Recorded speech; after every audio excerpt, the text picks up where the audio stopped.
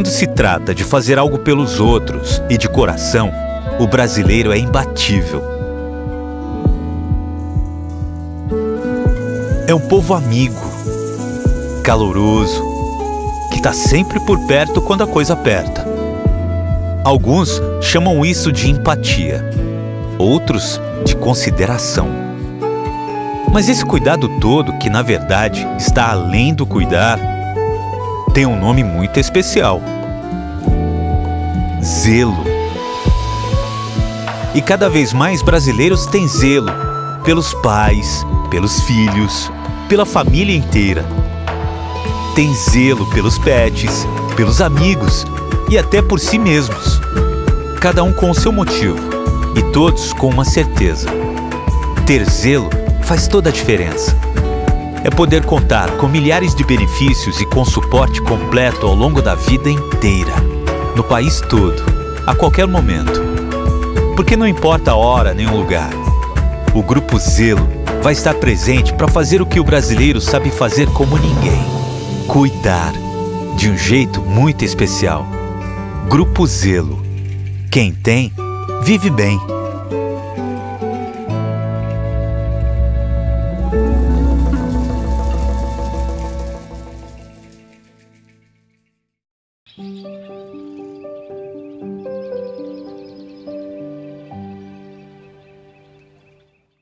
Ei, pessoal, sejam mais uma vez muito bem-vindos ao nosso podcast, esse podcast que a gente fez para vocês e a gente faz para vocês com muito carinho, para trazer informação, para trazer acolhimento, para trazer um abraço, para trazer uma palavra informativa e principalmente para trazer para você um tema que eu tenho certeza que você não ouve frequentemente, não costuma conversar frequentemente, porque é aquela coisa, né?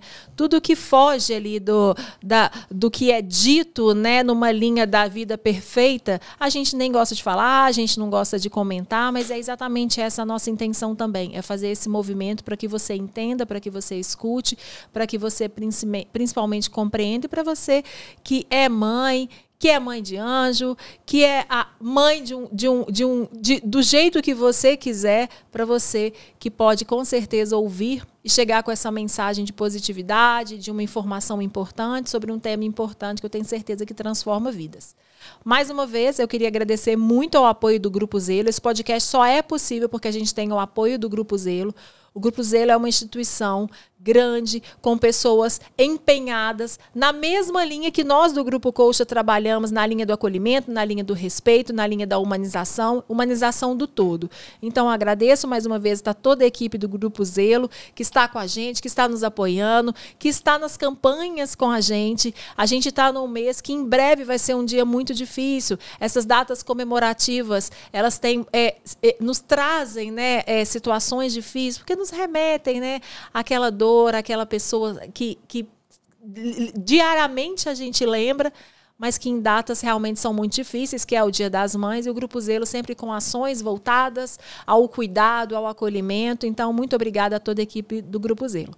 Hoje o nosso podcast, estou eu aqui, vocês veem também esse fluxo aqui de transformação, né, de mudanças. Uma vez sou eu, uma vez é a Mônica, uma vez é a Dani, às vezes estamos nós três, porque é isso que a gente quer fazer também. A gente quer que cada uma tenha sua linguagem ali, seu ponto de vista, para que esse podcast seja muito especial. E hoje eu fiz questão de estar porque eu conheço a história, né, eu estive bem pertinho dessa história, aliás. A gente está com uma mamãe linda, ela é linda mesmo, assim, muito especial, que é a Larissa Ribeiro. Ela é a mamãe de 4, né? Porque ela já teve uma perda gestacional. Então, assim, ela é uma mamãe de 3. E o bebezinho dela, o mais novinho, João, tem uma história de amor, uma história de superação, né? Mas a gente vai conversar. E Larissa, obrigada, muito obrigada pelo aceite, muito obrigada pela sua presença. Eu tenho certeza que vai ser um bate-papo muito gostoso. Eu que agradeço, Paula, a oportunidade aí de compartilhar a minha história. A Larissa, ela vai contar um pouquinho da história dela, mas ela é mamãe de 3. E ela lançou recentemente, foi ano passado? Foi 22 de setembro do ano passado. Ela lançou recentemente um livro que chama Do Avesso. Esse livro a gente vai falar sobre ele.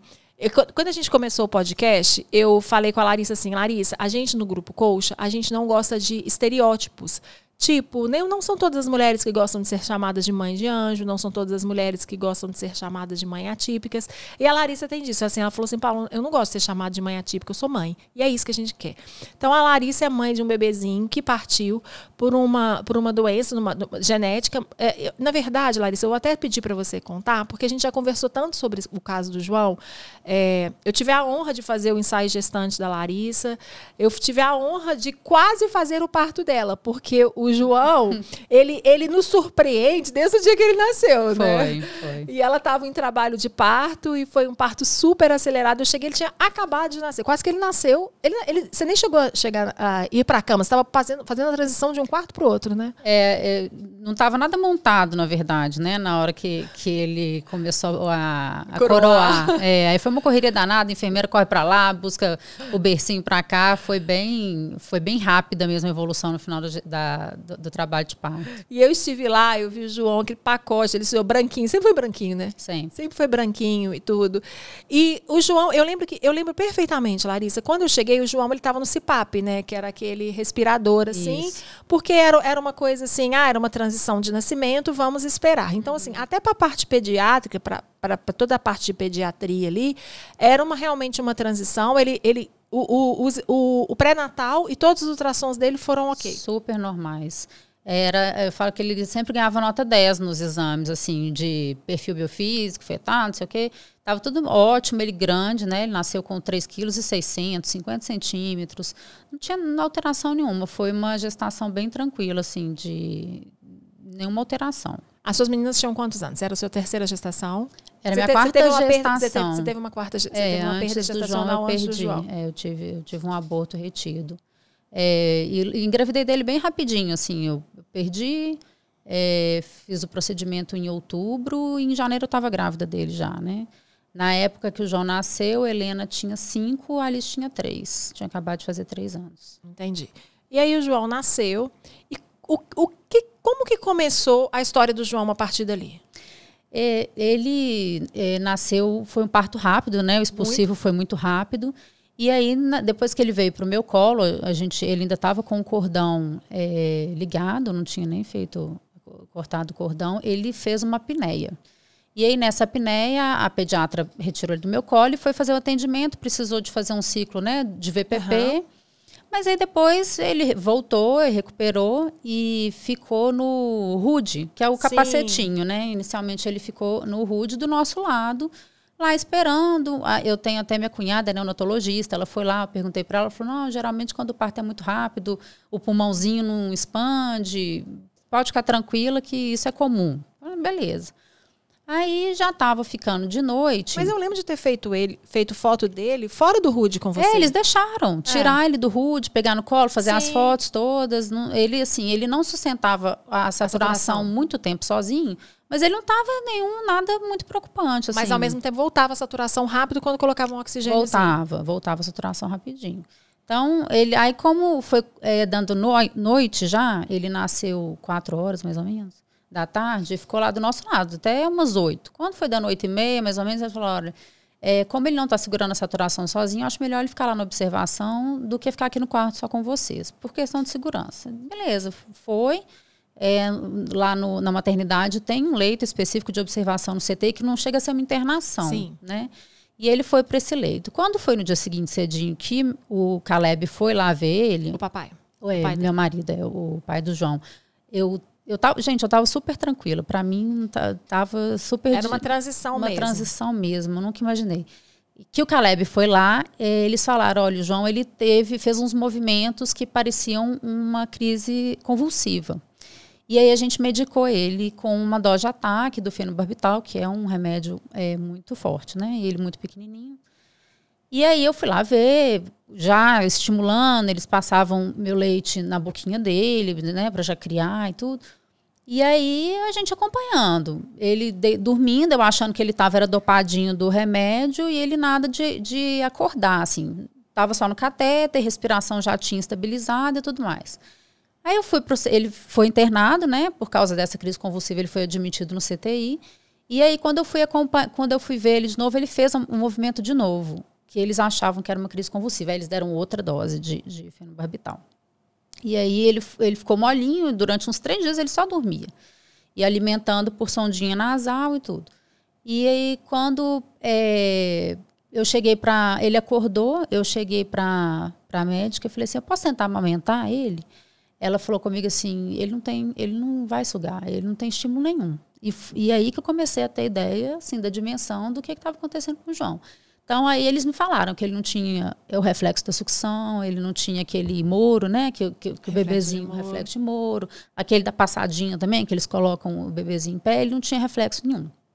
E aí, ela falou, olha, eu já pedi um monte de exame dele aqui para os exames genéticos de primeira linha e tudo para ver o que está acontecendo. E era assim, eu acho que com uns 15 dias o João tinha feito uns 60 exames de sangue. Tinha feito ressonância magnética, tinha feito eletro do coração e nada, não apontava nada. E ele tinha uma tonia muscular? Ele era hipotônico, mas não era tão acentuado quanto foi ficando à medida que ele foi crescendo, Entendi. né? Ele foi crescendo, ele foi ficando mais e mais molinho. Quando ele era bebezinho, ele mexia mais descoordenado do que os recém-nascidos, assim, em geral.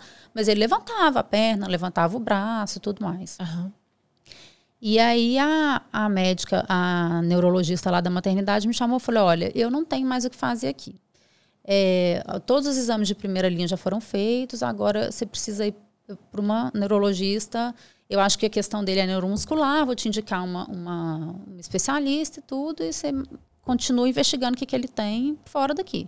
Ele só precisa aprender a alimentar sozinho para não ter risco de voltar para casa com você alimentando.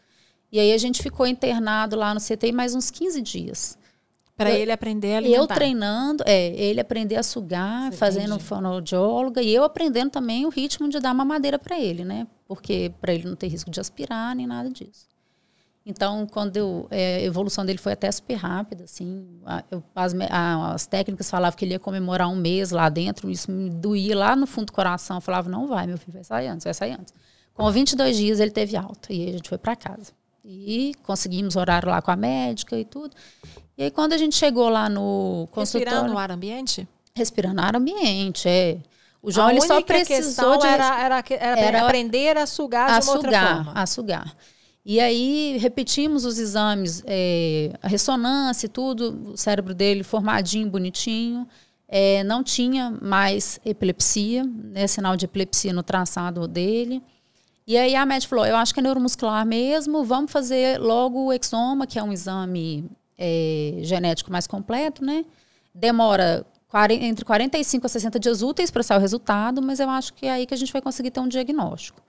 E aí a gente fez o exoma, ela falou, como não deu mais nenhum sinal de epilepsia, vão tirar um anticonvulsivante. Às vezes ele tá com essa boquinha mole para mamar por causa do... Tá cansado, tá dopadinho, Dopado, né?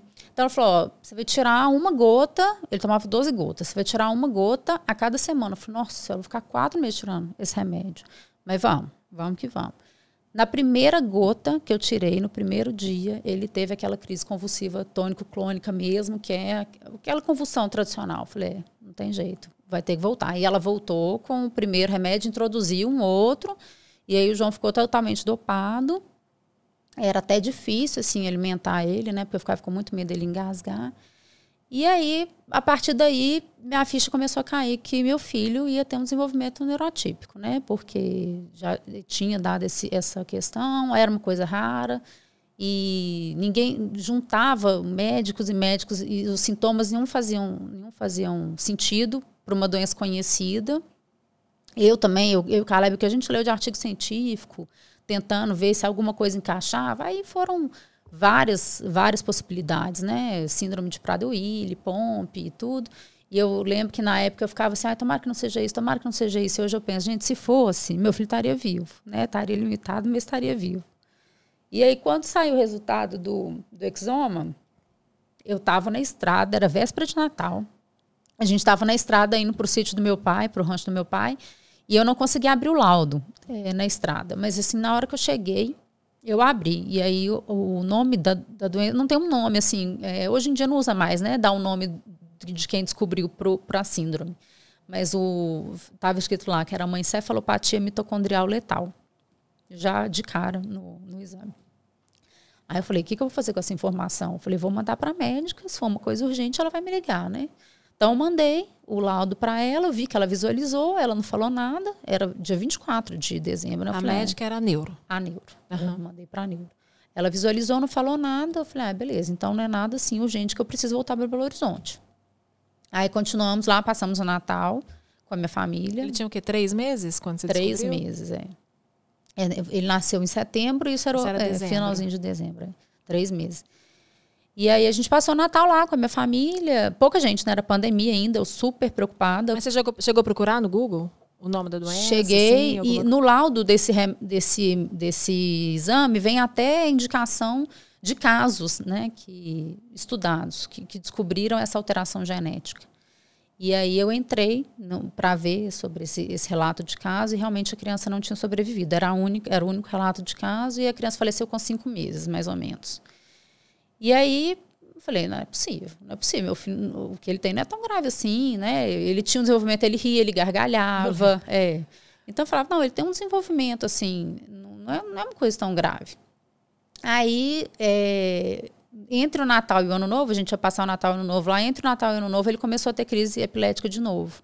Uma atrás da outra, assim. Aí eu fiquei com medicamento? Mesmo com medicamento. Aí liguei para a neuro, ela introduziu um 3º medicamento. Ele tomava 3 tarjas pretas, um bebê de 3 meses. Eu falei, não, vamos voltar para Belo Horizonte, porque eu tinha muito medo. No começo é tudo muito novo, né? Sim.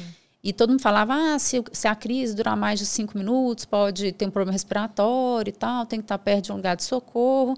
Falei, então vou voltar para Belo Horizonte, porque se precisar, a gente está lá perto. Depois a gente vai acostumando, né? Depois o João tinha crises que duravam 10 minutos e eu sabia que não ia acontecer nada com ele e ficava lá em casa com ele mesmo. Mas nesse momento eu tinha muito medo. E me incomodava muito, assim, que ele tinha uma crise, eu tentava entrar em contato, eu mandava mensagem para a médica, ela me respondia em 2 dias, eu falava, gente, enquanto isso ele está tendo crise, o cérebro dele está sendo consumido ali, né? Mas também foi outra coisa que eu aprendi, que não fazia diferença 1 ou 2 dias de crise para ele, né? Que o cérebrozinho dele não funcionava direito. Então a gente voltou para Belo Horizonte e aí ela logo encaixou a gente para uma consulta para explicar que era aquilo que o João tinha. E aí na consulta ela falou, olha, é uma variação genética extremamente rara, foi introduzida no banco genético do exoma há muito pouco tempo. Há 2 anos atrás, a gente não conseguiria achar o gene dele que era alterado. Ele ia ser considerado como paralisia cerebral sem causa específica, né? E eles vão adaptando o banco de dados, cada descoberta vai incluindo ali o gene. E por isso que eu acho que é tão importante ter isso organizado, esses dados, né? Sim. Aqui no Brasil não tem, né? Esse banco de dados é internacional, tanto é que o exame tem que ir, ele é rodado na Alemanha, no banco de dados da Alemanha, porque no Brasil não tem essa sistematização dessas alterações genéticas raras. E aí ela falou que era muito raro, que ela não sabia o que aconteceu com o João, porque... Não tinha nenhum estudo. Não tinha nenhum estudo. E aí ela falou, é uma doença mitocondrial, as doenças mitocondriais são de difícil, o prognóstico não é bom, e quanto mais cedo elas aparecem, mais graves elas são. Então, do João nasceu ao nascimento, a gente pode esperar que o dele seja bem acentuado. Aí eu perguntei para ela, ele vai completar 1 ano? Ela falou, olha, não te garanto. Não sei, a gente vai ter que acompanhar dia após dia, porque não tem como prevenir. Então, fui para casa com essa notícia. E nesse meio tempo, antes de sair o exoma, eu falei para ela que ele, quando chorava, ele prendia o fôlego até ficar roxinho, sabe? Aqueles bebês que passam aperto na gente. Sim. O João era assim. Aí ela falou, nossa, mas nessa idade isso não é comum. Eu vou pedir para fazer outro exame, um outro eletro, porque tem um tipo de crise convulsiva que parece isso, mas que não é. Que tipo? Não, eles não gostam de falar, né? Vão ver o que vai dar o eletro. E aí fui eu pro Google, né? E cheguei na síndrome de West. E aí lia, mandava os videozinhos do João no grupo de mães, elas falavam, não, fica de olho, o meu filho era assim, depois vai piorando. Então eu fiquei num estado de alerta, assim, eu vigiava o João 24 horas para ver se ele estava fazendo algum movimento específico da síndrome de West para já entrar com a medicação e tal. A gente fez o eletro, no primeiro eletro que fez não deu, apesar dele fazer alguns movimentos que eu achava que era. Passou uns 20 dias, os movimentos ficaram mais acentuados. Aí eu pedi para ela repetir o eletro. Era aquele eletro de 24 horas que a gente fica internado lá. 24 horas monitorando e filmando ele. Aí no segundo eletro apareceu a hiposarritmia, né, que é o sinal da síndrome de West. Então ele teve que entrar com um quarto anticonvulsivante. E aí a síndrome de West foi na época que ele perdeu muito da evolução dele, assim, porque enquanto está tendo crise, a criança vai perdendo mesmo o desenvolvimento dela, né, enquanto não é controlado. Mas a síndrome do West não tinha nada a ver com a outra? A síndrome, a falha do cérebro dele, né, das mitocôndrias do cérebro dele, podiam desencadear a síndrome de West, mas Entendi. Não necessariamente, né? Entendi.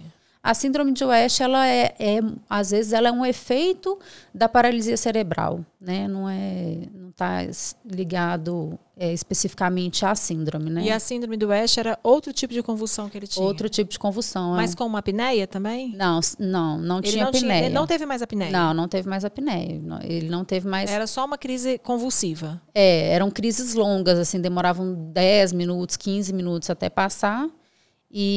Mas não tinha o perigo de respiração, né? Nem do coração, nem da parada nem da parada coração. cardíaca. Então, aí a gente começou a tentar controlar a síndrome de West para ele conseguir voltar a desenvolver, porque ele perdeu o desenvolvimento todo. Ele virou um bonequinho de pano, assim, na época que ele começou as crises. Isso ele tinha quanto tempo? 6 meses, 7 meses. E ele já estava com 4 medicamentos? Já estava com 4 fortes. medicamentos fortes, 4 anticonvulsivantes. E aí... Mas ele se alimentava bem? Ele alimentava... Eu primeiro alimentava ele pela aquela colherzinha, sabe? Porque ele não conseguia sugar, então eu dava de pouquinho em pouquinho. E ele deglutia? Ele deglutia, mas com o medicamento para a síndrome de West, ele parou de deglutir. Aí a gente colocou a sonda nasal até fazer a gastrostomia nele. Então... E eu relutei muito, assim, né, de colocar a sonda. Mas eu ficava, assim, 1h30 dando 30 ml de leite para ele. Então, meu dia era basicamente alimentar o João, né? Porque ele era grande, né? Durante o período que ele alimentava sozinho, que ele deglutia, ele mamava bem. Então, aí fizemos a sondinha nasal. Eu, na esperança de que com o controle da síndrome de West, ele voltasse a mamar, consegui deglutir, mas não conseguiu. Aí a gente teve que ir para a gastrostomia. E eu falo que a gente tem muito preconceito, né, com essas medidas mais extremas, mas eu lembro da última madrugada, assim, que eu dei a última alimentação para ele antes de fazer, o alívio que saiu de cima de mim, sabe? Porque eu alimentava ele com tanto medo, com tanto risco. Eu falei, não, agora ele vai comer tranquilo, eu vou, né, vai ser mais leve. E para ele foi muito bom, assim, a gastrostomia, sabe? Eu falo que às vezes eu vejo as mães, né, chateadas. É triste, claro que você quer que seu filho seja, né, que ele tenha um desenvolvimento normal, mas quando não tem, essas ferramentas que a medicina dão pra gente, elas ajudam muito, assim. Eu acho que a gente tem que parar de ter preconceito mesmo, assim, sabe? Tem. Obrigada. A gente sempre fala isso, né, gente? Nosso programa é um programa de emoção, e aí a Larissa falou, pode chorar? Eu falei, deve. Eu acho que a gente também aqui, a gente deve chorar, a gente pode chorar, e a gente tem que colocar para fora que a gente fala sobre sentimentos, né? Então, é sobre isso, né? E aí ele fez esse procedimento. Porque ele era grande, né, Larissa? Ele sempre foi muito grande. E ele nunca foi magrinho? Não, nunca foi magrinho. Ele nasceu grande e mesmo nessa pouca alimentação que ele tinha, ele não perdeu muito peso. Perdeu? Não perdeu. Enquanto ele estava internado, eles passavam a alimentação pela sonda, então ele foi engordando rapidão, né? Não gastava nada, ele não mexia, né? Não gastava energia nenhuma. E eles dando lá o alimento daquela idade, rapidinho ele engordou. Quando ele foi para casa, que tirou essa sonda, e aí era uma alimentação mais difícil, ele perdeu um pouquinho de peso, mas até pouco, perto do que eu imaginei que fosse acontecer, sabe? Mas ele nunca foi um bebê pequeno, ele sempre cresceu muito e o peso dele era sempre muito bom, assim. E aí ele fez a gastro? Fez a gastro. E aí... E se adaptou bem? A alimentação? Adaptou. E aí, nos meus estudos, eu e o Caleb, em contato com mães de criança com doença mitocondrial, porque a gente foi atrás. Mas você não é da área de saúde? Não sou não. Nem o Caleb? Nem o Caleb. É mãe? Mãe e pai? Mãe e pai. Aí a gente foi atrás para saber se achava mais pessoas com a mesma síndrome. A gente achou um grupo no Facebook que tinham 7 7 famílias com aquela alteração genética no mundo. E aí a gente conversava através do Google, porque era Alemanha, Itália, Rússia e alguns nos Estados Unidos. E usando o Google Tradutor, ele de lá, a gente de cá, a gente trocando informação para ver o que conseguia. E aí, nos estudos sobre epilepsia, síndrome de West e tal, a gente chegou na dieta cetogênica.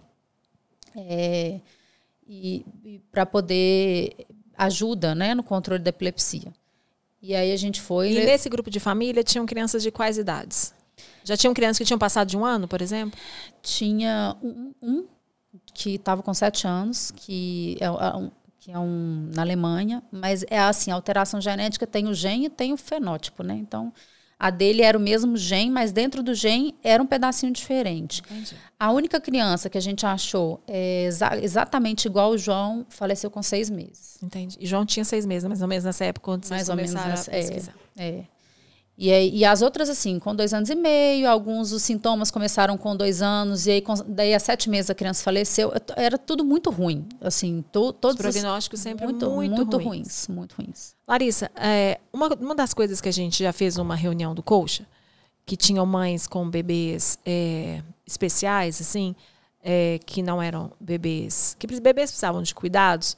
Eu lembro de uma fala de uma mãe falando assim, que eram mães enlutadas, e falou assim, vocês são mães enlutadas, mas eu acordo todo dia achando que naquele dia vou ser eu a mãe enlutada, sabe?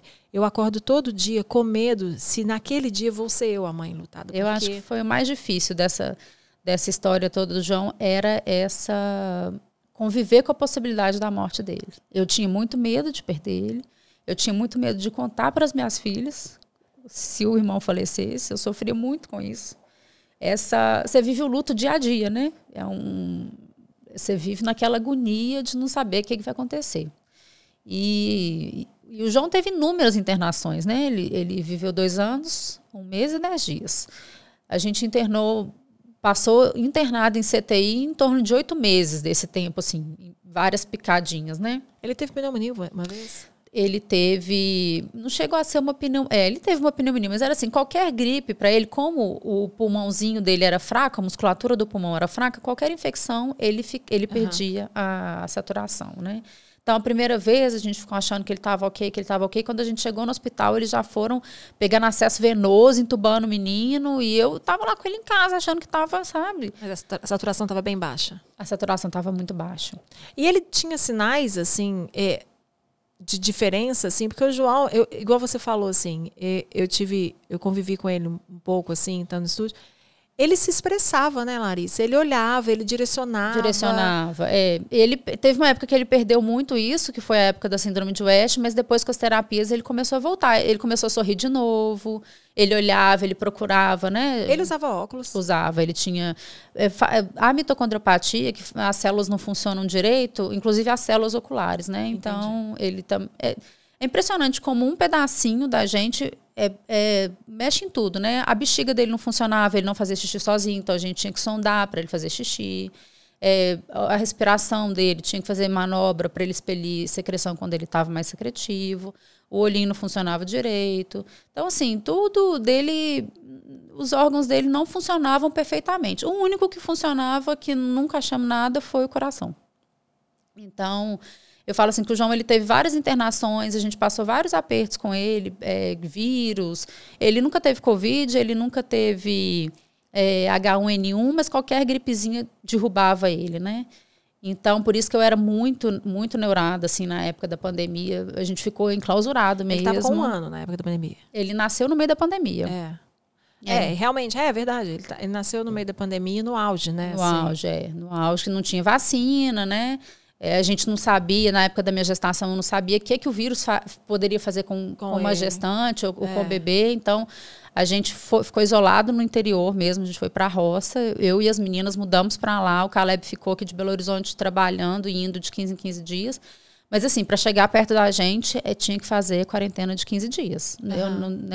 Alguns familiares foram conhecer o João no aniversário de 1 ano dele, porque eu não deixava chegar perto mesmo. Sim.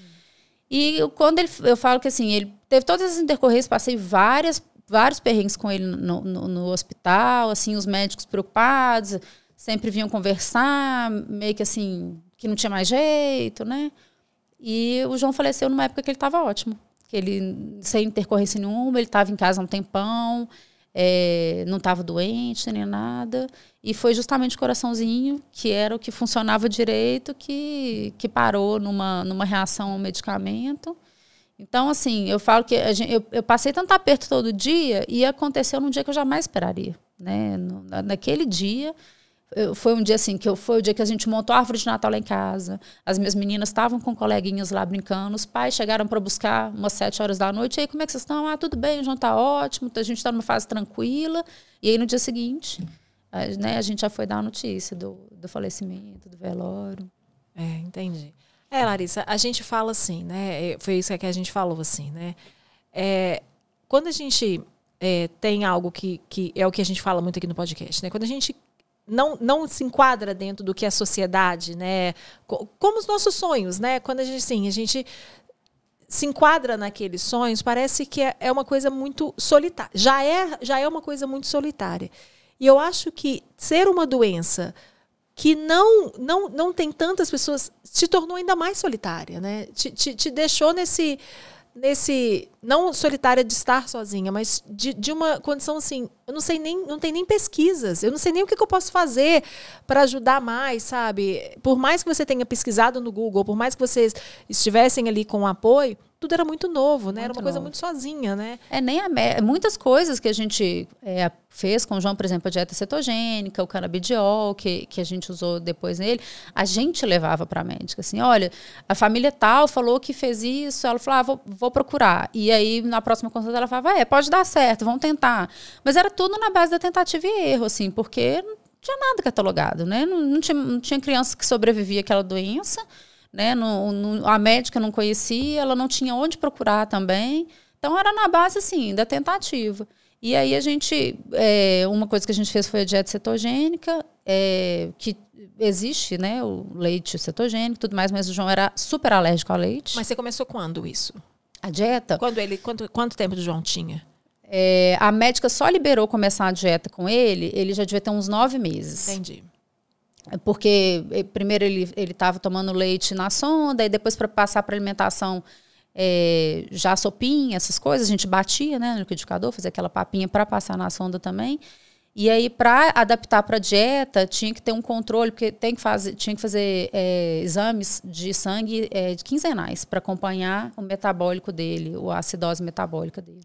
Então, ela não queria liberar, mas a gente insistiu, porque via que era bom para epilepsia, era bom para mitocondriopatia, porque ensinava a célula a tirar a força da gordura e não do carboidrato, porque a célula dele não tirava do carboidrato. Então, a gente conseguimos colocar ele na dieta cetogênica, a gente pesava 12 gramas de abacate, 7 gramas de morango. Era dieta, assim, pesadinha, grama por grama, porque o percentual de gordura, carboidrato e proteína era muito controlado. E assim a gente foi nesses cuidados. Assim, eu falo que a gente aprende tudo, um pouco de tudo, né? No final eu já fazia fisioterapia respiratória nele, eu sondava para fazer xixi. Até minha mãe no final já sondava, porque para poder ter ajuda nos cuidados, né? E o canabidiol entrou pela questão da síndrome de West? O canabidiol entrou como uma tentativa nossa de diminuir os outros anticonvulsivantes, porque estava controlada a epilepsia, mas o João não desenvolvia. E eu para mim, ele era dopado, era um bebê dopado, porque tomando 4 anticonvulsivantes fortes, né? E todos tinham esse efeito colateral de sonolência e tudo. E aí eu ia na médica, ela falava, não preocupa com o desenvolvimento dele, não, preocupa em deixar ele confortável enquanto ele está aqui. Eu falava, não vou preocupar só com isso, eu quero que meu filho tenha toda a oportunidade que ele tiver de desenvolver. Então, se com o canabidiol eu conseguir reduzir os anticonvulsivantes, para a gente é melhor. Então, a gente começou nisso. Tanto é que começou o canabidiol, ele foi tomando tempo, aí tiramos um anticonvulsivante, depois tiramos o outro, no final ele tomava o canabidiol e mais um anticonvulsivante. E a gente tinha um lá que era em caso de crise mais duradoura, né? Para ataque da convulsão. Mas nunca precisou, a convulsão dele ficou controlada, assim, ele nunca teve episódios de novo, sabe? E você sentiu que a tirada desses medicamentos acordou ele um pouco? Sim, lógico, sim. Eu lembro que as meninas conversavam com ele, pegavam e carregavam e mexiam nele. E de uma certa forma ele realmente interagia. Interagia, né? Do jeitinho dele. Ele olhava dele. elas e ele tinha um sorrisinho assim, sabe? Ele tinha algo. Que ele sabia que ele estava com elas, ele sabia que ele estava com você, sabe? Tem um vídeo muito bonitinho, assim, nos últimos dias dele. Minha mãe e meu pai estavam viajando para visitar meu irmão no exterior, e a babá falava, a enfermeira falava assim com ele: ô João, vamos lá procurar a vovó Chuminha, que é o apelido. Aí ele dava um sorrisinho, assim, sabe? Assim, entendendo o que estava acontecendo, porque ele não sorria à toa, sabe? A gente tinha que dar uma provocada para ele sorrir, mas ele entendia, assim, as brincadeiras. As meninas colocavam ele sentadinho, né, no carrinho com a mesinha, e davam aquele slime, massinha, carrinho, e falava com ele: mexe, João, mexe o carrinho. Ele mexia super pouquinho, mas a mãozinha ia para frente, assim, sabe? Ele entendia o que estava acontecendo, que ele estava participando daquilo ali. E como é que foi para as meninas essa convivência com o João? Na verdade, aí vem aquela coisa materna também, que isso acontece muito com as mães que perdem seus bebês, assim, da culpa de entender que elas estão sofrendo, mas ao mesmo tempo de ter que dar atenção para o filho que ficou, sabe? Para o filho. Isso eu estou falando de mães que perdem bebês ainda no ventre, que têm outros filhos, assim. Porque aí vem, além da responsabilidade que você tinha com o João, assim, vem a questão das meninas. Como é que foi esse processo com as meninas? Elas tinham 6 e... Quando o João faleceu, 7 e 5 anos, né? E como é que foi essa trajetória das meninas com eles? Com ele... elas começaram a perceber mesmo que ele tinha... Elas acompanharam sempre as internações e tudo, aceitavam muito bem. Assim, eu tenho uma rede de apoio muito grande, né? Então, às vezes eu ficava 20 dias com o João no hospital, mas lá na minha casa tinha minha mãe, minha avó, minha tia, minha sogra, estava todo mundo ali dando um apoio. Essa é a importância da rede de apoio, né? Não é só pra gente, né? Por tudo, né? Por tudo. Então eu ficava no hospital tranquila, porque eu sabia que as minhas meninas estavam bem cuidadas. Sabia que elas sentiam falta, porque... Ou estava eu, ou estava o Caleb, então a nossa família nunca ficava junta, todo mundo, né, em casa, e eram períodos longos, assim, de internação, às vezes chegava um mês e tudo, mas elas estavam bem, assim, as atividades continuavam, né, minha tia levava para passear, minha sogra, zoológico, aquela coisa, então elas distraíam. E aí, quando elas começaram a perceber que o João já era um bebê grande, mas que ele não fazia coisas que bebês menores faziam, então assim, o irmãozinho da fulana tem 6 meses e já senta sozinho, e o João não sentava. O irmãozinho tem 1 aninho e já está andando, e o João não andava. Elas começaram a me questionar mais o que estava acontecendo com o João. E eu sempre expliquei para elas, falei: olha, gente, o João é um bebê com deficiência. Aí a Helena perguntava: ele vai andar um dia? Eu falava: filho, eu acho que não. Mas não tem como eu te garantir, né? Pode ser que sim, pode ser que não. Ela falava: eu acho que vai. Ela falava assim para mim. E acompanhavam as terapias, né? Ajudavam a enfermeira, participaram de todo o processo, sabiam da gravidade, né? Do que acontecia. A única coisa que eu não cheguei a tocar no assunto com elas foi da possibilidade dele morrer. Porque eu não queria que elas vivessem na agonia que eu vivia. Sim. E aí depois eu comecei a pensar se eu deveria preparar ela, se eu não deveria, mas não deu nem tempo, assim. Enquanto eu estava nesse processo de elaboração, o João faleceu e foi desse jeito mesmo, sabe? Mas eu não falava com elas que ele poderia morrer, porque eu não queria que elas ficassem sofrendo no dia a dia. Mas elas sabiam da gravidade, assim, né? Porque não era normal uma criança alimentar pela barriguinha. E eu sempre conversava com elas, assim, que elas tinham que tratar isso de uma forma normal. Então, que se algum coleguinha perguntasse, para elas explicarem. Isso. É exatamente isso. Para elas explicarem por que o João não mexia, por que ele não falava, que ele tinha uma doença. E aí elas saíam na rua, assim, parecendo que era uma propaganda, né? Uma pessoa olhava para ele: meu irmão tem deficiência. Outra pessoa: ele é um bebê deficiente. Assim, já falavam naturalmente. E blindando das perguntas também, né? Não, se perguntasse, elas respondiam assim: ele come pela barriga, mas é a mamãe que faz a comida, sabe? Assim, elas tinham um traquejo bom, assim, com a história. Apesar de que a convivência social era muito restrita, né? Era mais assim, família e amigos próximos, mesmo por causa da pandemia. Então a gente não saía muito. Mas quando saía, às vezes encontrava no elevador alguém e tal, ela já mandava uma real ali para a pessoa nem precisar perguntar o que estava acontecendo. Isso é importante, né? A gente ter essa participação da família, a gente não guardar só pra gente também, explicar que o caso dele era grave. Mas eu acho que vou andar. Também acho, filha, porque é o que você falou também, né, Larissa? Assim, a gente não tem muitos independente. E o que eu percebo também, por exemplo, aqui a gente fez um programa com um pai de T18, que é a trissomia, a síndrome de Edwards. E que até pouco tempo atrás ela falava com incompatibilidade à vida. Na verdade, ainda fala, né? Que a síndrome de Edwards, a de Patal, elas são incompatíveis à vida. E aí foi isso que ele falou. Falou assim, às vezes eles dão um diagnóstico de morte de um bebê vivo, sabe? Então, da sociedade também entender que, independente da síndrome, né, não são todos que reagem da mesma forma. Então, assim, pode ser que mesmo uma criança, uma síndrome de Edwards, ela vai andar. Não quer dizer que, no caso do João, é muito mais difícil, porque tem pouquíssimos, né? Mas, independente disso, os diagnósticos eles não são fechados para todas as pessoas quando você descobre um diagnóstico de uma doença, uma trissomia ou uma síndrome dele que era um pouco mais difícil, né? Mas ele poderia realmente fazer coisas que outros não faziam, né? Sim. É como você falou, né? O bebezinho, a criança mais velha tem a mesma doença, mas tem uma coisa diferente. E é isso, assim, a gente não perder a esperança, né? Não. Eu falava que, assim, eu não sei quanto tempo meu filho vai viver, mas enquanto ele viver, eu vou dar para ele todas as oportunidades que ele tiver de desenvolver, em tudo. Então, assim, o João fazia fono, fazia TO, fazia fisioterapia motora, porque eu queria que ele... Vai que ele não falecesse lá e chegasse lá com 5 anos, o menino anda porque eu não estimulei na época que precisava estimular, né? Então, eu falei, eu vou estimular do jeito... Como se ele fosse desenvolver normalmente, como se ele fosse viver a vida. E aí, o que não acontecer, não aconteceu, mas eu fiz a minha parte, né? Então, assim, e me irritava muito esse negócio dos médicos tratarem ele como uma pessoa sem futuro.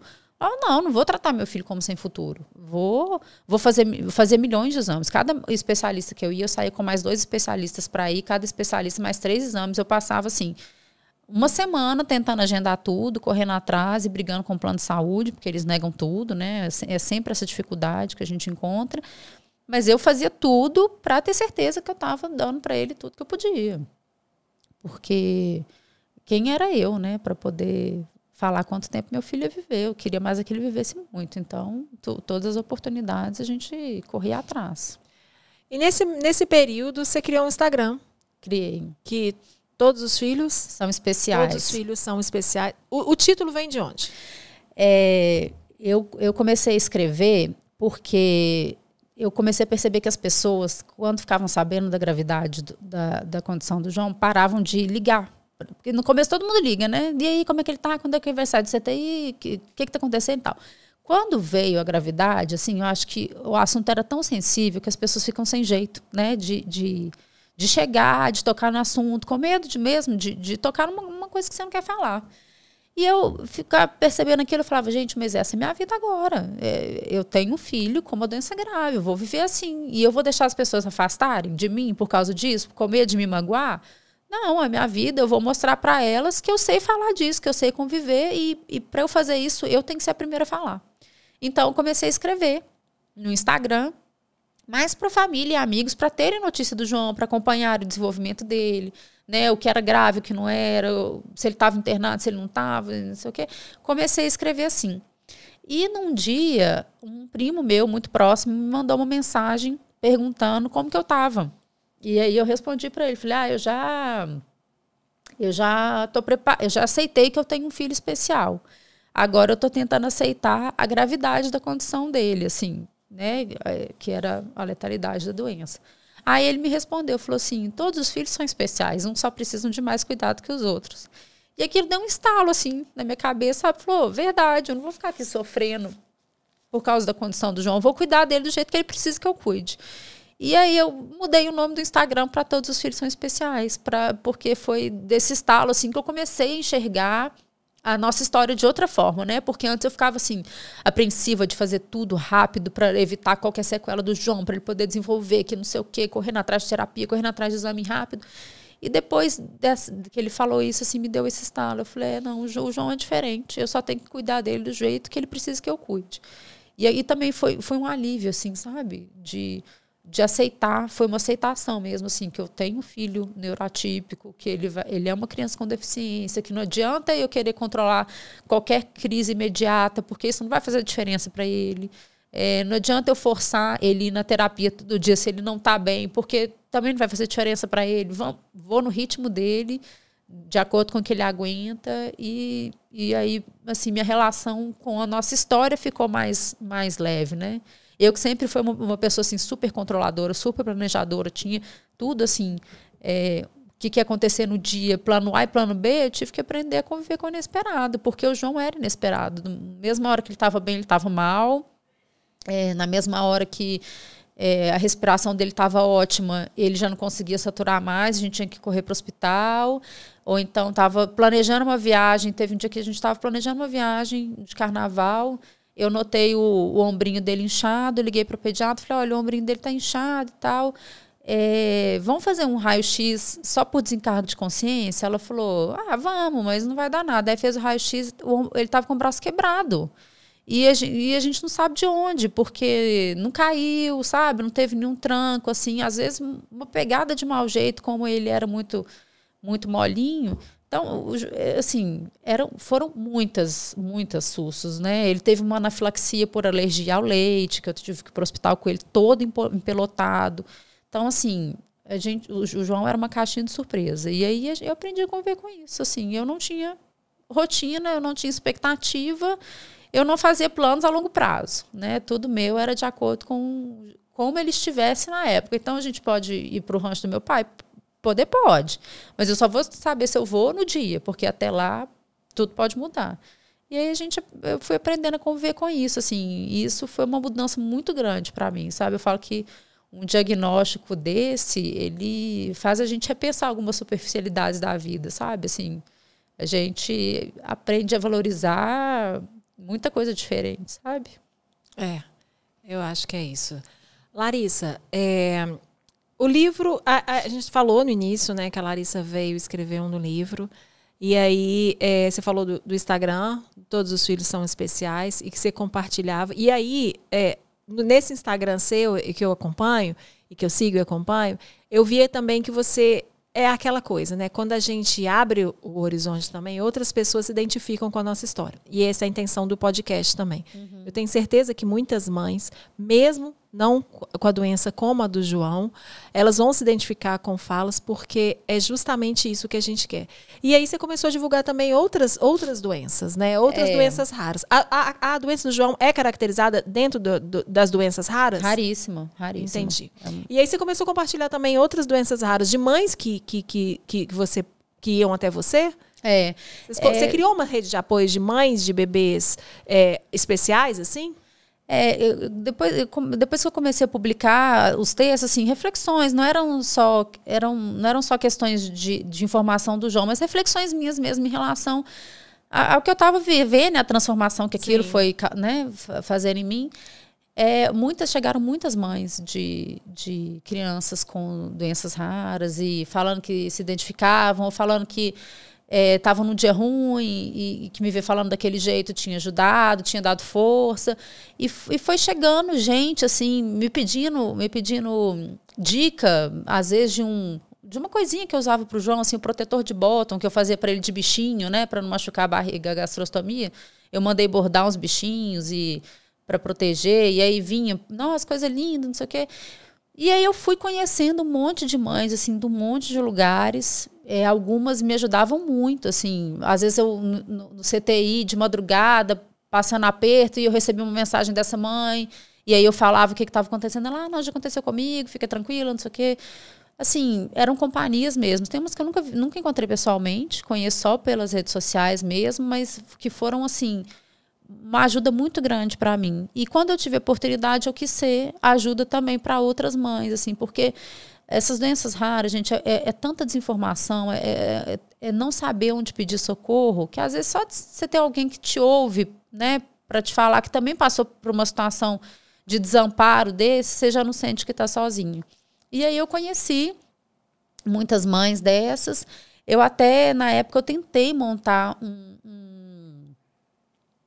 chamava Rara Justiça, a minha proposta, que era de advogados que tivessem disponibilidade para entrar com ações para essas pessoas carentes que não tinham condição para poder conseguir os medicamentos, né, os tratamentos, porque é tudo muito caro, é tudo muito difícil e tal. Na época apareceram algumas pessoas precisando de auxílio, eu encaminhei para alguns advogados, mas depois até não foi muito para frente essa proposta.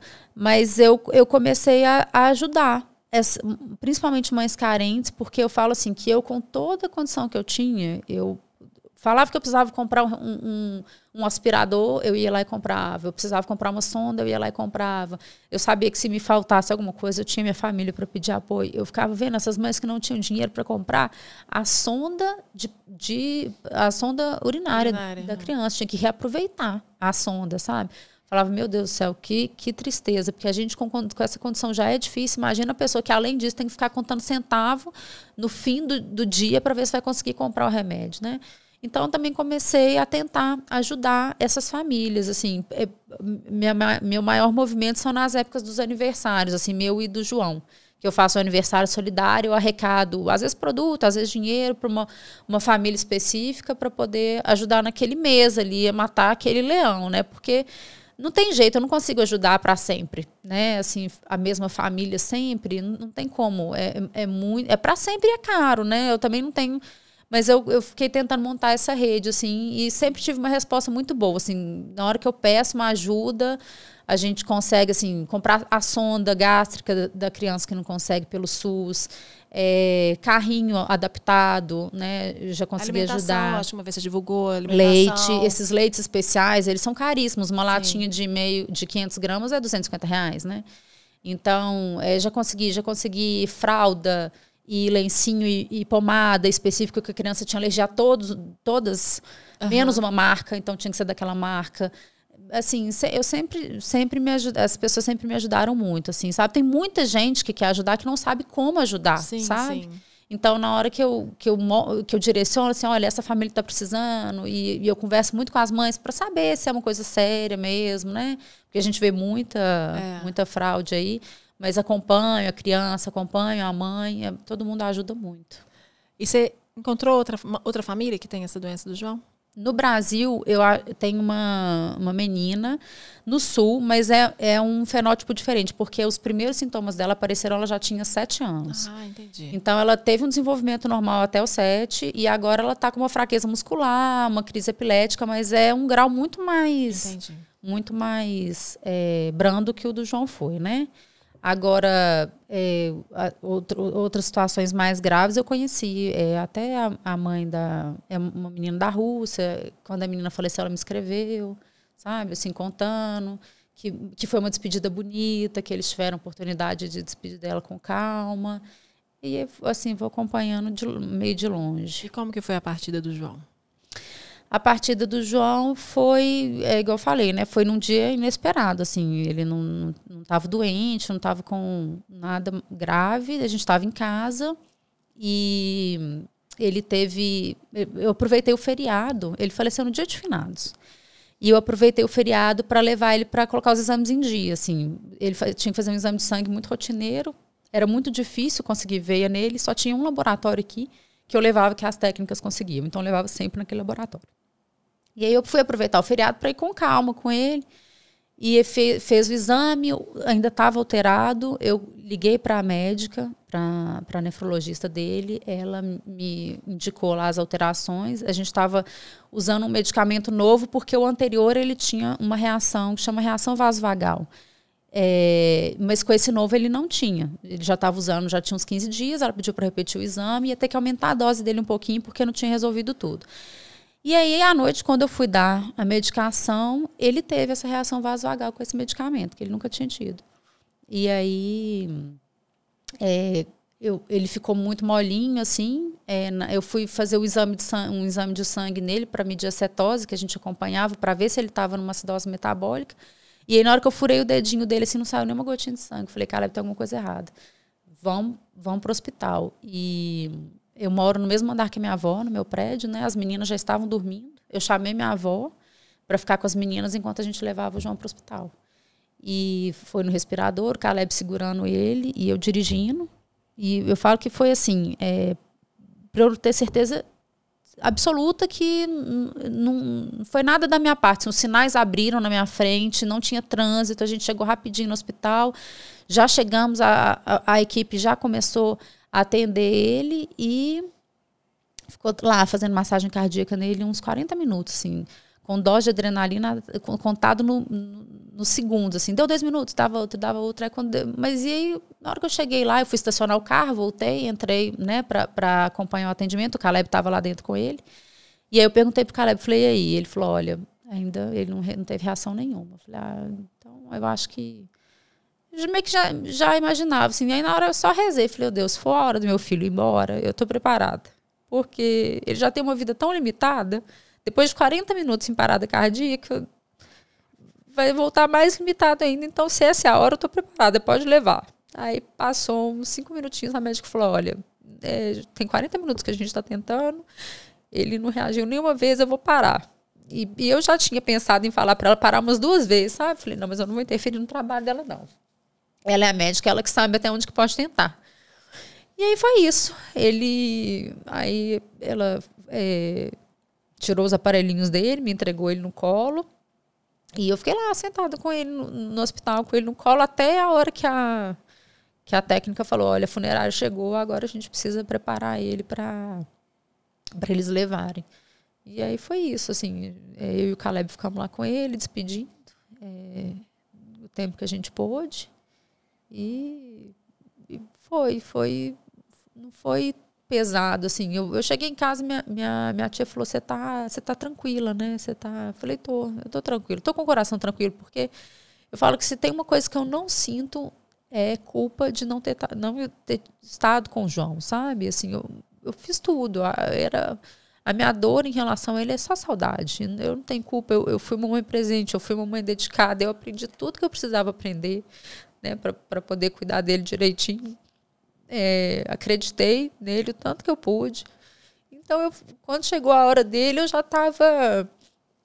já sabia que eu ia perder ele cedo, só não sabia quando, né? Então, eu já estava assim, já tinha aceitado. Aí fiquei apreensiva de ter que contar para as meninas no dia seguinte, porque elas foram... Esse era um grande medo, né, que você tinha.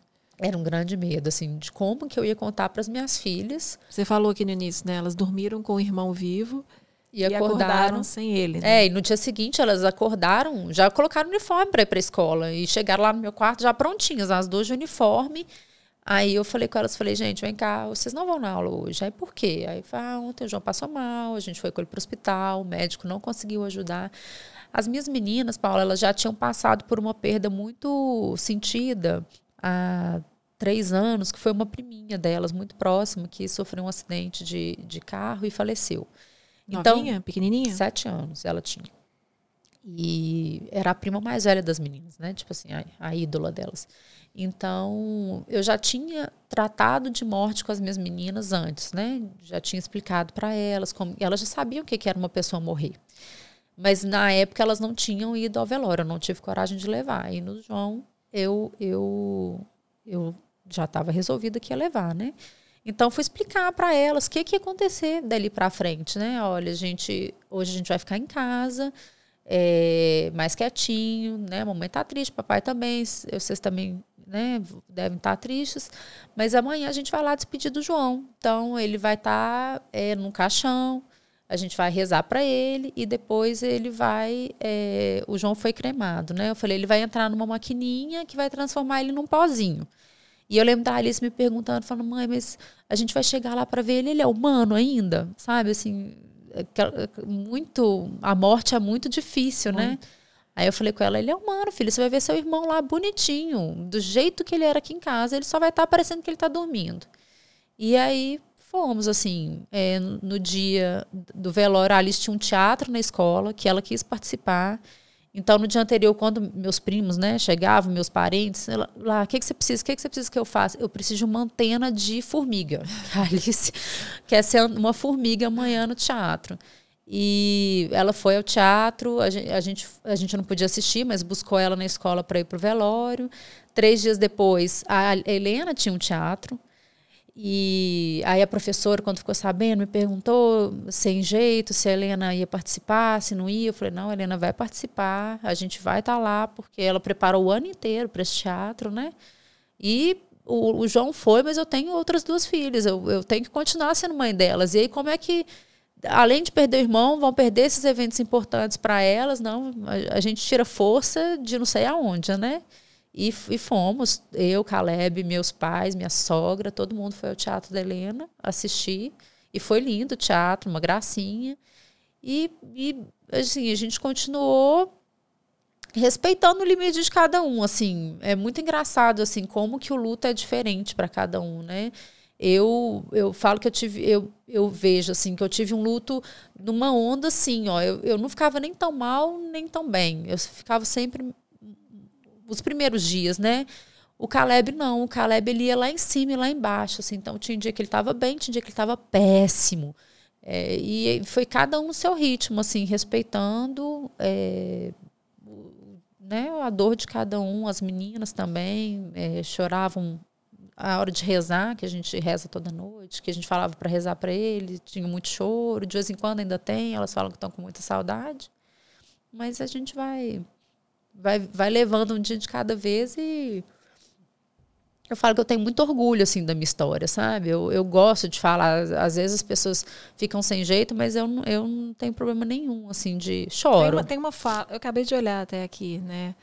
Tem uma fala aqui, o período que o João esteve conosco foi transformador, e hoje eu sou uma pessoa muito, muito melhor pela oportunidade de ter sido a mãe dele, né? Sim. Eu sou muito grata. Larissa, eu falo muito com as mães, assim, que é uma fala frequente aqui no podcast, que a gente se sente punida, né? Algumas mães se sentem punidas, né? Mas por que comigo, né? Mas por que meu filho faleceu na barriga? Porque, e se, né? Tem tanto os e sis, mas por que comigo? Por que você não? Por que você foi escolhida para ser a mãe de João? Porque você era a pessoa escolhida por ele, sabe? Eu falo muito disso, sabe? Não é uma punição, é uma escolha. João veio para a família que ele precisava estar, sabe? Você fez pelo João tudo o que você pôde. Então, assim, ele te escolheu, era a sua história. E por que não viver essa história, né? Não é uma punição, foi a sua história. Quando uma vez, eu lembro direitinho, assim, uma vez eu pensando assim, nossa, meu Deus, por que comigo? E na hora eu falei assim, não, mas se eu falo desse jeito, eu estou enxergando meu filho como um castigo. E ele não é um castigo. Meu filho não é um castigo, né? Então, eu vou parar de ficar nesse sofrimento, assim, desse questionamento de por que comigo, aceitar que essa é a minha realidade. E quando a gente aceita que aquilo é a rotina, que não é, né, que aquilo é só a vida, você dá outro valor para tudo que acontece. Porque enquanto você acha que está fora da rotina, é pesado. Quando você aceita que é rotina, que vira parte da vida, você leva de um jeito mais leve. Foi isso assim, que mudou muito assim, em mim, sabe?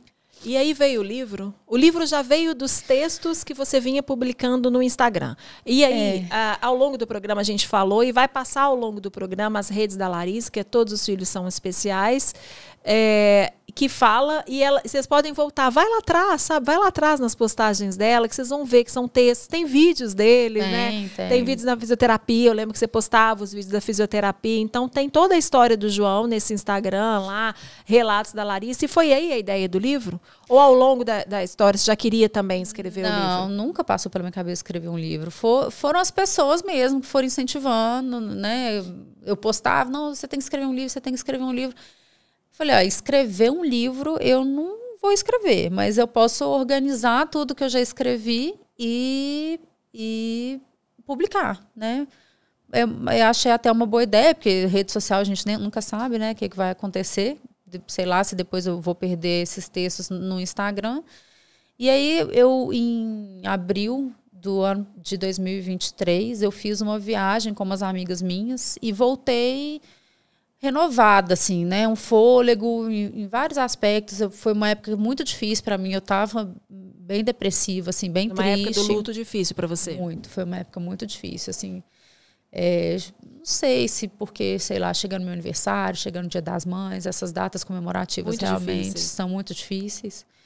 E eu estava numa fase ruim, e aí eu fiz essa viagem com essas amigas, dei uma renovada, assim, um fôlego muito grande, e voltei Falei, acho que tá certo, vou organizar esses textos e vou publicar. E vou publicar no dia do aniversário do João. Vai ser minha homenagem para nossa história.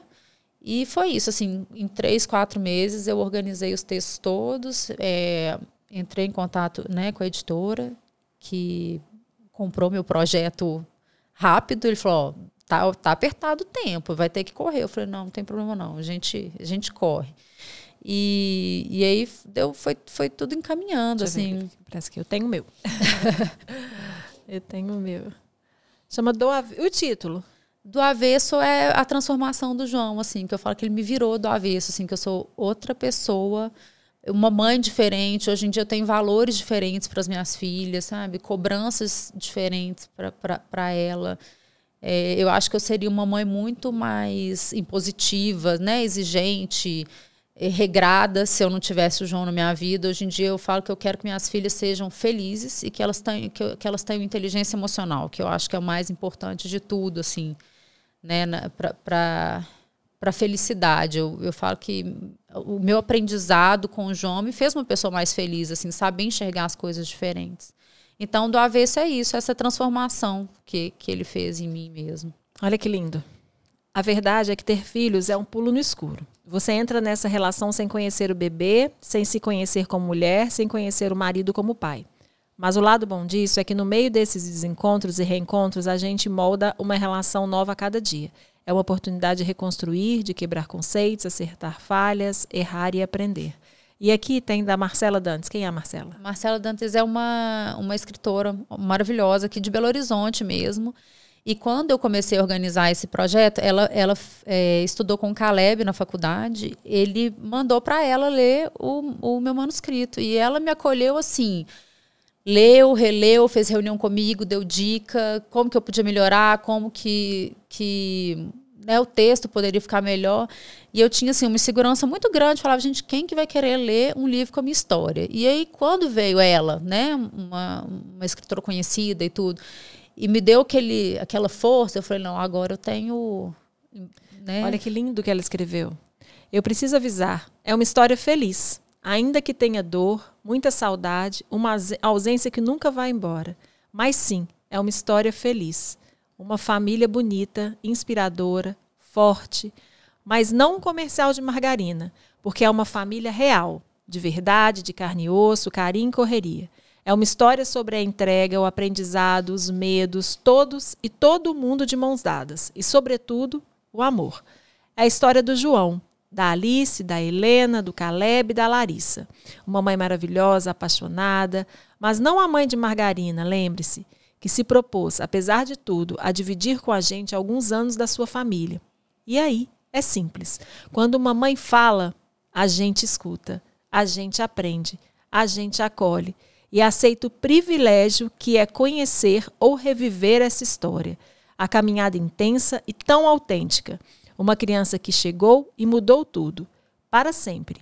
A gente celebra o João e abraça forte essa mãe, que ficou do avesso, mas ainda assim inteira. Muito inteira.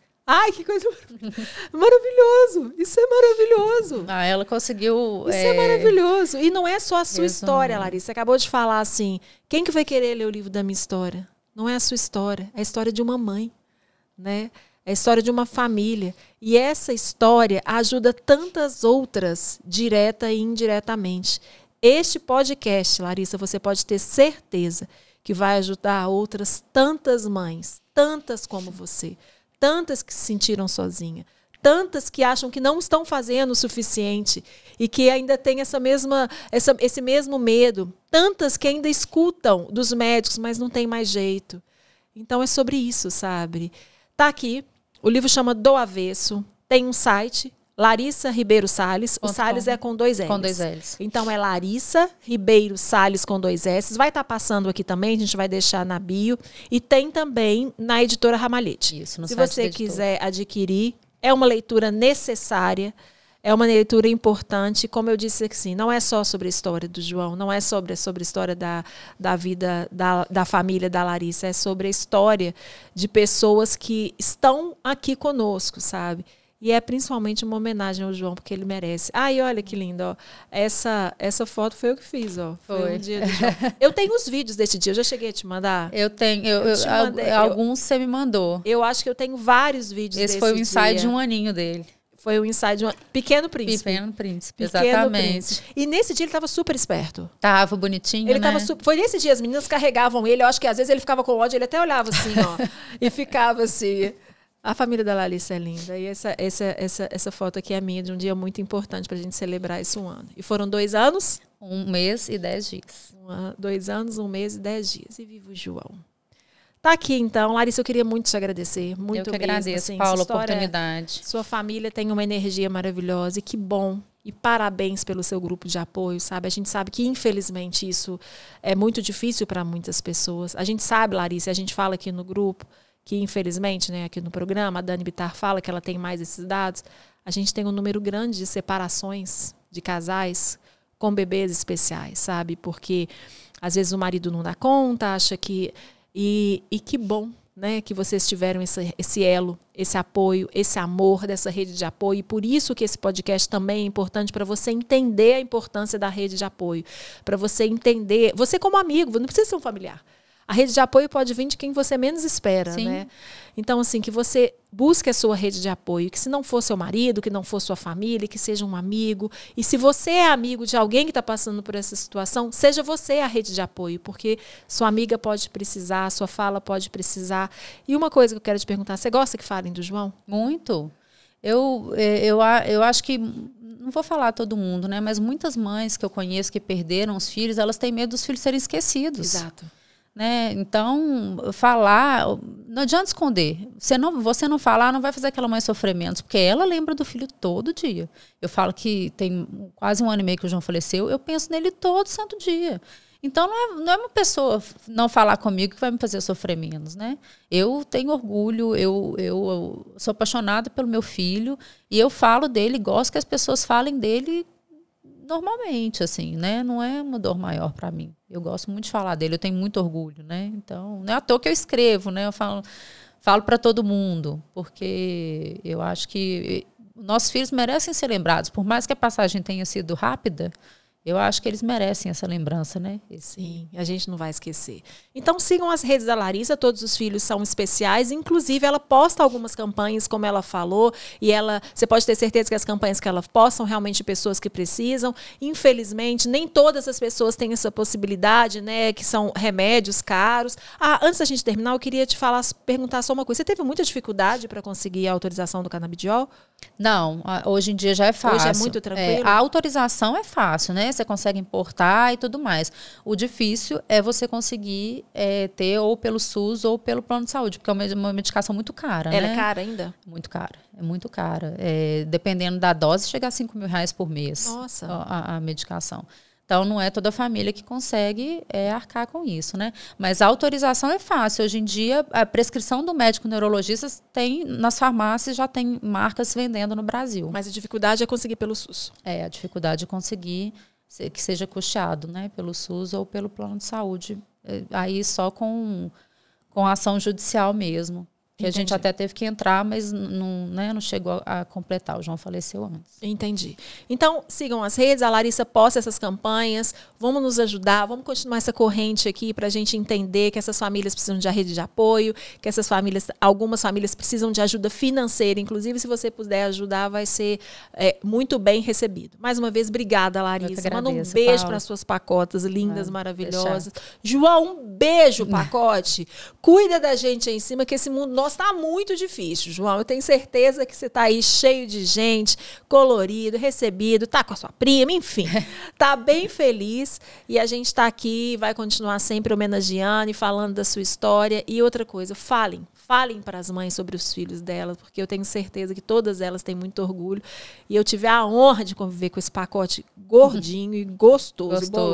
Um beijo para suas pequenas, obrigado, um beijo pro Caleb, um abraço pro Caleb, que vocês continuem assim unidos com essa rede de apoio. Eu achei, nem conheço sua sogra, sua mãe, já gosto, todo mundo já quer até ir pro rancho. Obrigada, Larissa, Obrigada, foi linda a sua história. E o livro, mais uma vez, no site Larissa Ribeiro Salles ou no site da editora Ramalhete. Obrigada, pessoal. Obrigada, Larissa. Obrigada, Paula. Um Obrigada, beijo. gente.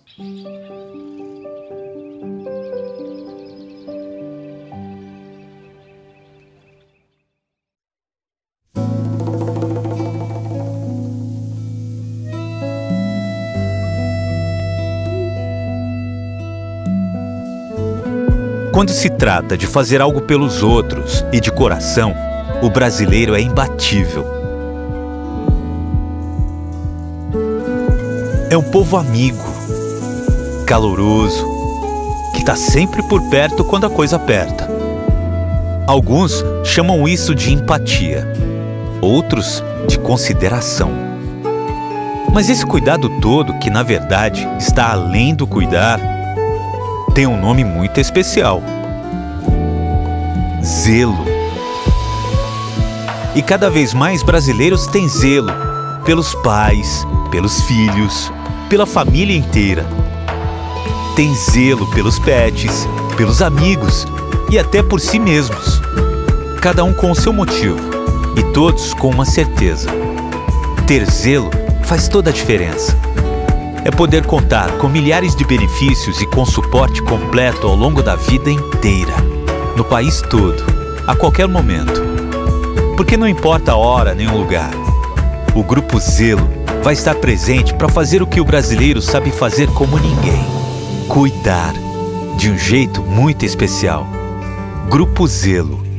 Quem tem, vive bem.